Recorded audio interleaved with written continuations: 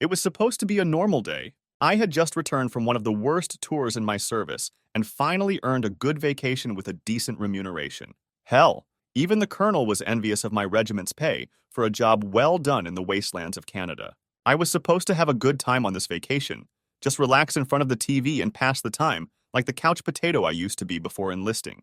Then how did I end up in this situation? With a grunt, I pulled out the blade from the massive bear-like creature that looked like a cross between a polar bear and a grizzly upscaled 3 times. The massive beast fell to the ground dead. Once I confirmed that there were no more threats in the surrounding areas, I flicked the blade, clearing the blood from the tungsten titanium high-entropy alloy blade. This would have been way easier if I was still wearing my exosuit and had access to my weapons. Thankfully, I was not thrown into this place without any help. Scan unknown entity.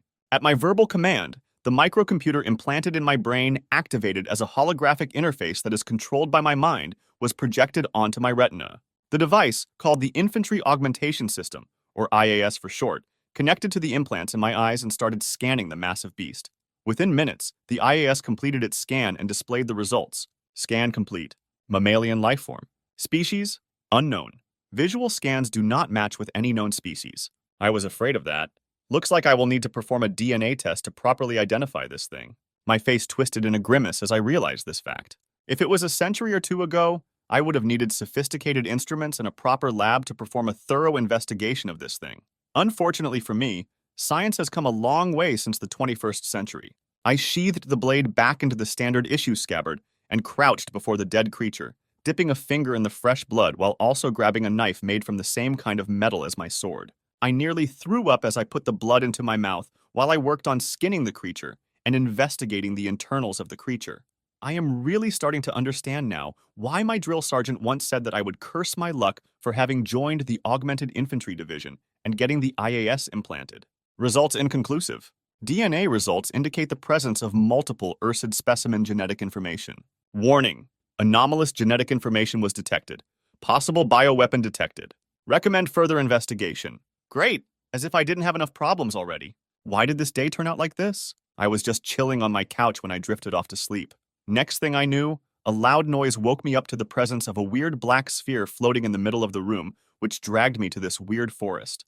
Thankfully, I still had my standard issue anti-infantry blade and knife on my body when I fell asleep and somehow found myself here. Although the same could not be said for my clothes, since I was wearing my civilian dress when I was dragged to this place. My distracted thoughts came to an end when I realized that I had already skinned the beast and exposed its organs, muscles, and bones. This should be enough for the IAS to make a complete scan of the creature. As the IAS activated again and started its scan of the creature, it started displaying the various anomalies about the creature that started to paint a disturbing picture. The muscles were stronger than any other type of mammal on record. The bones were so dense and powerful that they could easily pass for steel. The internal structure was also extremely efficient compared to anything that should be naturally possible with multiple redundant organs. The most important thing was that there was some kind of an energy source located in the heart of the creature. There was no way this thing was a natural creature. I used the knife to dig deeper and slowly cut out the heart of the creature, revealing the source of the energy spike to be some kind of red crystal. Seriously, what the hell is going on here? Suddenly, I heard rustling from my right, alerting me that something was there. I immediately drew the blade and got into a ready stance to protect myself, only to be shocked again when a bloody figure emerged from the leaves, carrying a smaller figure on its back. Observing the newcomer revealed them to be humanoids dressed in strange clothes. The figure was clearly male, although very thin and much more handsome than any man had the right to be despite being dirty and bloody. Seriously, my jealousy is rearing its ugly head just looking at this handsome face. This guy must be the bane of all men in a bar. The unconscious smaller figure on his back looked to be female and was in somewhat better shape than the man, revealing her face that was extremely beautiful. What is this? Is the universe mocking me for being ugly? Why must I be faced with such amazing-looking people in the middle of a fucking forest? Damn it! But my jealous internal rant came to an end when the man started to shout something. My man, I don't understand anything you are saying. Do you mind speaking English? Hell, I'll take Spanish as well. Worst case, I can speak a little Mandarin, Japanese, and Hindi as well. The man looked confused at my words, but his exhaustion caught up to him, and he soon collapsed to the ground. It is only then that I noticed the anomaly that I didn't until now. The man and the girl both had pointy ears. Some kind of a mutation? Wouldn't be the first time I ran across victims of radioactive mutation, especially in the radioactive remains of what used to be New York. But I am pretty sure there is no radiation in the surroundings. My IAS had already confirmed as much when I woke up here. Seriously, what is happening here? So mind telling me your name? The man in front of me simply glared at me and held the unconscious girl closer. He said something, but I failed to understand him, just like I did for the last few hours. But it was progress nonetheless, as my IAS had more material to work with and provided me with translation. For the past 3 hours or so, my only goal has been to make this man speak as much as he was willing to let my IAS work out his language and allow me to communicate with him, because I really need to find out who they were. By now, I have already given up hope of getting home. Looking up at the sky and find 3 moons and what looked like a gas giant will do that to a person. But given the way that this planet, moon, disk world, had an atmospheric composition that was compatible with human life, there might be some place for me to set up a temporary residence and get my thoughts together. Panicking and losing my shit will not do me any good until I find a secure place to gather intelligence and establish a basic friend or foe response based on the local flora, fauna, and civilization.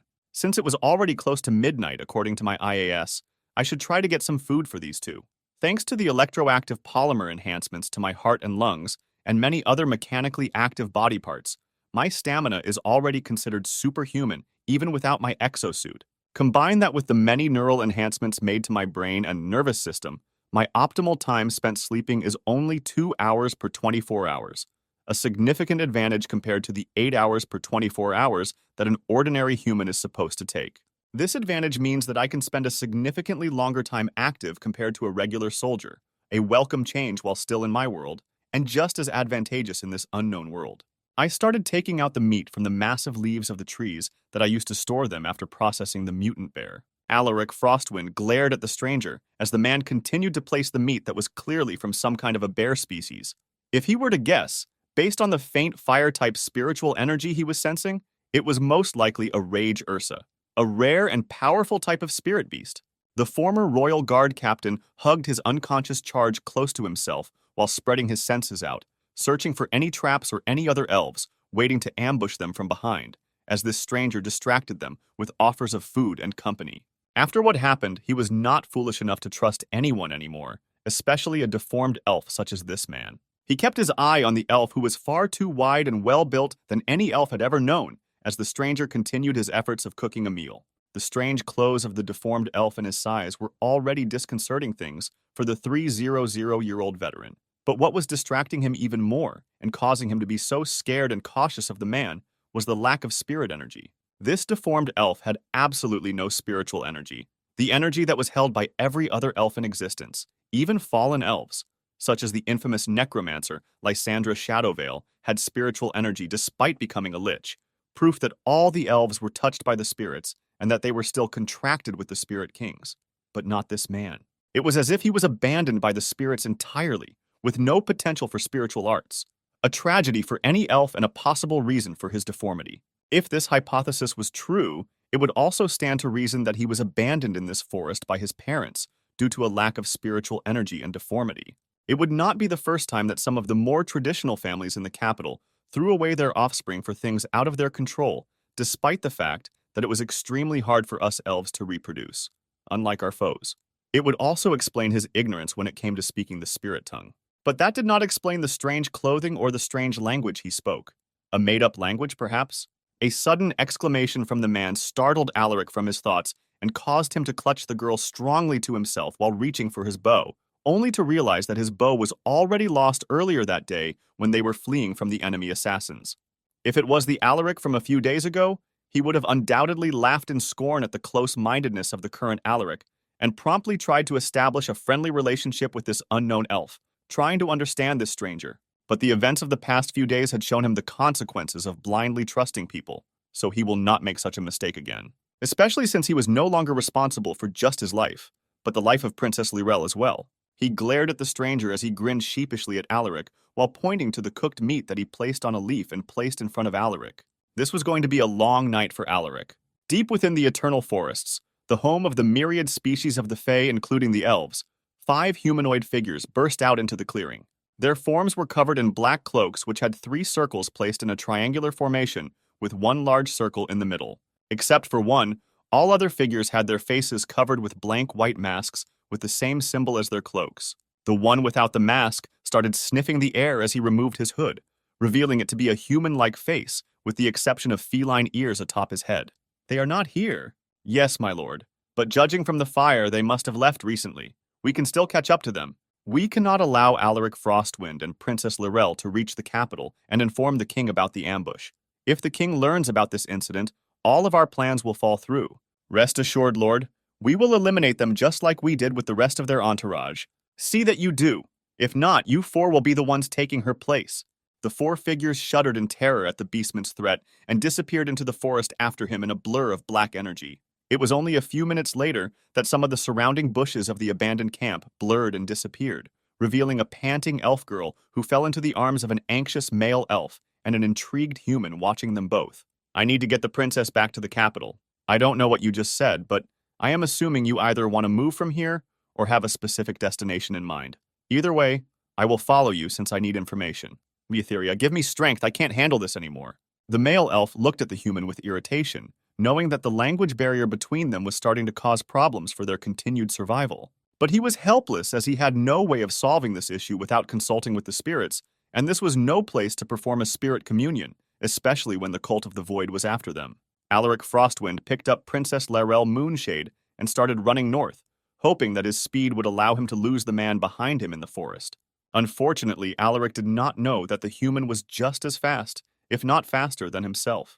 As a human born on Earth, a proper planet that had a gravity that was much higher compared to this world, Aurora, which was but one moon among four that orbited the gas giant, Etheria, the man following them had a body that was used to moving in higher gravity, which was further augmented with artificial components. This allowed the human to keep up with Alaric, who was using spirit arts to move forward at tremendous speeds. POVMC. I realized that the elf was trying to get away from me when he started running at speeds that would be hard for an unaugmented person to follow, even with the strange weightlessness I was feeling. But I had no choice but to follow him despite his clear dislike for me. I need intel, and he is the best shot I have at finding any kind of civilization. Not to mention the fact that the IAS has picked up on the fact that this elf is using the same kind of anomalous energy that I detected from the crystal within that mutant bear's heart. The same went for the female elf that hid us from their pursuers with some kind of optical illusion. Given everything that I have seen, I am very much inclined to claim that this is a fantasy world, but I need concrete proof before I decide anything. I do not like working with assumptions. So far, I have seen elves and what appear to be beastmen if the animal ears on one of the pursuers were anything to go by. But I can't conclude anything based on this fact alone, since there is a possibility that these creatures are either the result of mutation or genetic engineering. Another strange thing that I have noticed is that I feel much lighter in this world. If I had to guess, I would say the gravity of this world is much lower than Earth, which also explains the reason why I was able to move as fast as I am right now.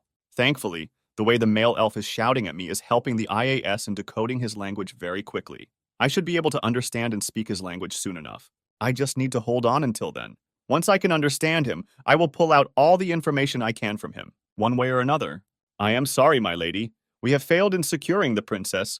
The poor beastman did not even have the time to scream, as the figure hidden in the shadows of the cave waved her hand, causing 4 of the 5 beastmen to float in the air before they exploded in a shower of muscles, bone, and blood. Strangely enough, the blood stayed afloat in the air even when the muscles and bones started combining and gave birth to a horrific monstrosity. The monstrosity stopped continuously changing shape, settling into a tall form that looked like a combination of a wolf and a human, a beast that the humans of Earth would have called the textbook image of a werewolf. The beast, known as a death wolf on Aurora, simply stood there, waiting for orders from its mistress. Then, a sensual voice rang out in the cave, but the remaining beastmen did not even dare to look up despite the voice's allure, because he knew that this voice belonged to a being beyond demonic in nature. This incident will set back my plan by a year at minimum. Fortunately, not all is lost. With Umbraxus's blessing, I have managed to gain some insight into the Elven Kingdom. We should not have any problem toppling them with a well-equipped army. The only way they could become a problem for us is if the dragons intervene, or the orcs go on another rampage.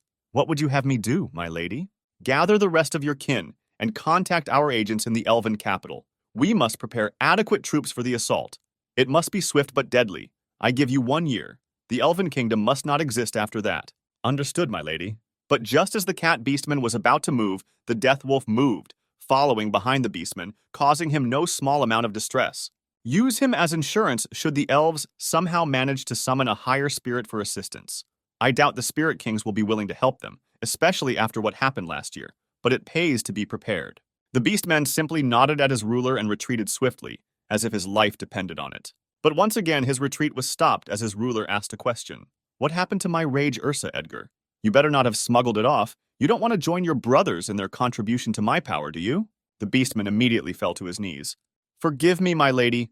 Our reports on Alaric Frostwind seem to have greatly underestimated his power. By the time we managed to find their abandoned campsite, we found the remains of the Rage Ursa near the camp.